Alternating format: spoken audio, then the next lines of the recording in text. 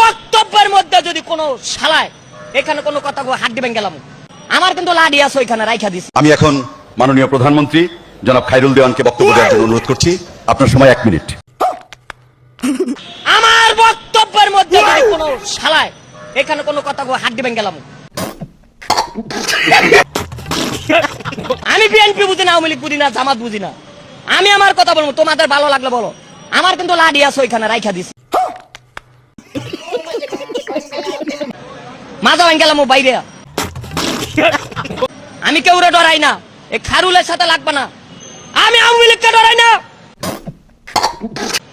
আমি বিএনপি কে ডরাই না, আমি নাগরিক পার্টিকে ডরাই না, আমি জনতার লোক। নির্বাচন হবে যথাসময়ে। ডক্টর ইউনূস সাহেব, আপনার 10 বছর থাকার অধিকার নাই।